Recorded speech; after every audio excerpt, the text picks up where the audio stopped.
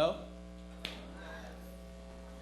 All right, so I got a few issues that I need to get off my chest real quick.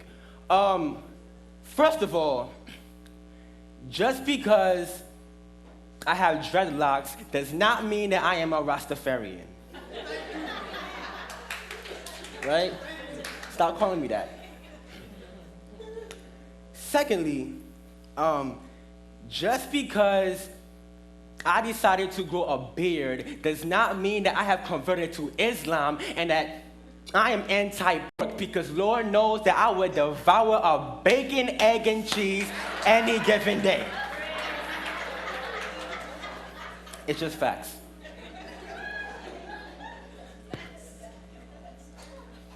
Also, stop calling me.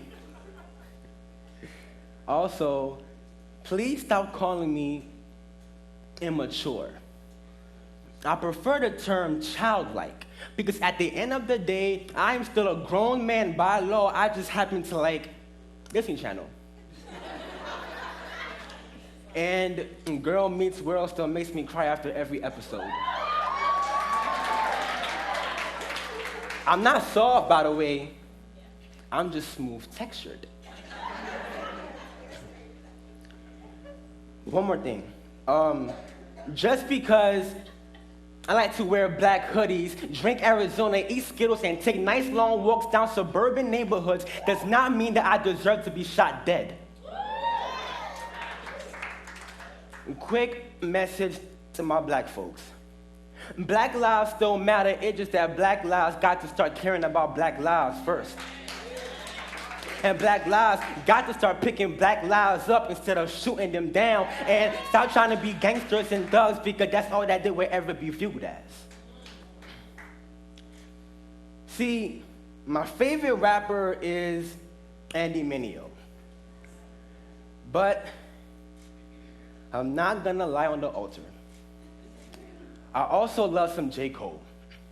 Because see, where we came from, there was no role models. And every summertime, the block got hot because of the fire squad who was packing heat, shooting back and forth at each other, developing their own forms of tongues. Sharaka boom, ta ta ta, had us feeling like we was in church, because when bullets go flying, bodies drop and spirits get lifted. Grandmothers holding grandmothers because grandsons can't even live long enough to see their sons graduate pre-K. So then, a lot of us sons tend to grow up without father figures, except for the savage that mama decides to bring home. He ain't no Prince Charming, but he up with the bills. He don't really love her, but he loves what she could do.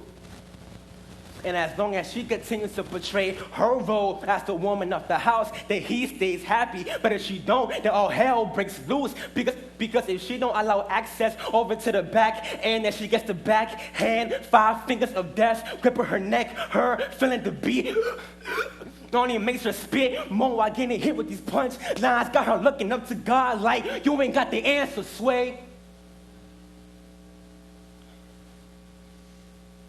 Now, sons, we never want to see her suffer. So in our minds, we are the warriors that will go to fight for her. Give her money and buy clothes for her. Put food on the table and pay bills for her. So what do? Stand on the corner and push stuff for her. Yeah. See, it's a hard knock life. Hove said it the best, but my grace is sufficient. Hove said it the best. I said Hova said it the best. Jehovah is working so that we can get to rest. It's a hard knock life. But he got knocked senseless. It's a hard knock life. Nails knocked into his hands and knocked into his feet and got knocked out so that every knot around our necks would not hang us. It's a hard knock life. It's a hard knock life. But he died so that he can witness his true love for us. So that we can witness to those who need a witness, so that they can sit on stand and witness, and will witness how I will witness, the true witness of how strength is made perfect in weakness. Did you get it? No? I'm sorry if I confused you. I apologize if you can't always understand what I am saying. See, I get that from my father. He sometimes likes to speak in tongues, so please pardon my tongue ties and allow me to translate.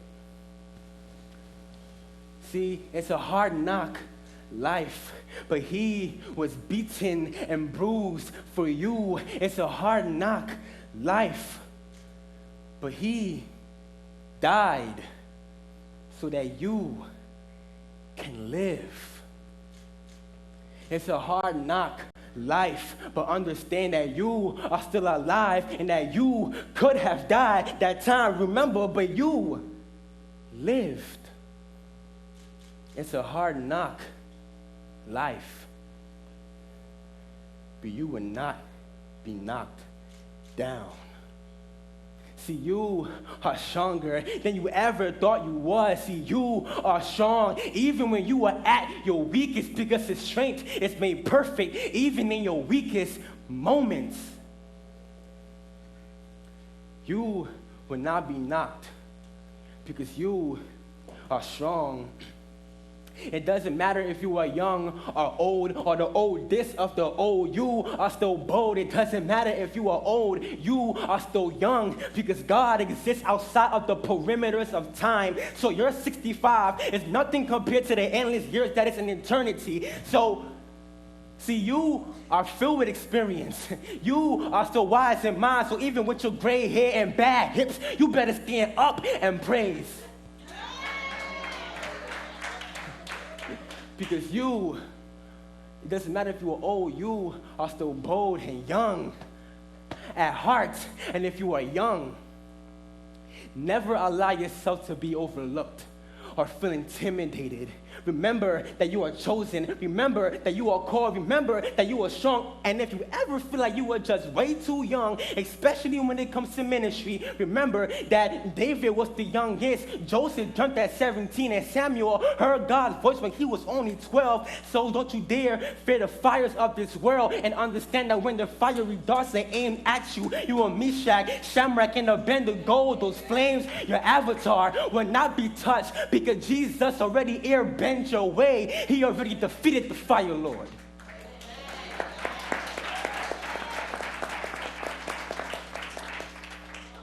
So no matter what life might throw at you, it will never destroy the greatness that was established inside of you, but instead strengthen you a million times over. Know that your kryptonite will one day be crushed, and you'll know that your power comes from the Son. Remember that every orphan Annie will soon find her room in the house of the Father. And it might not be a tomorrow, but the Son will come. So don't you cry no more.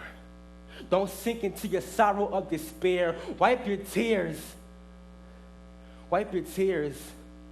See, the intro was to just get your attention. Every intention was to point to the fact that, yes, it's a hard knock life, but His grace is sufficient. Remember that.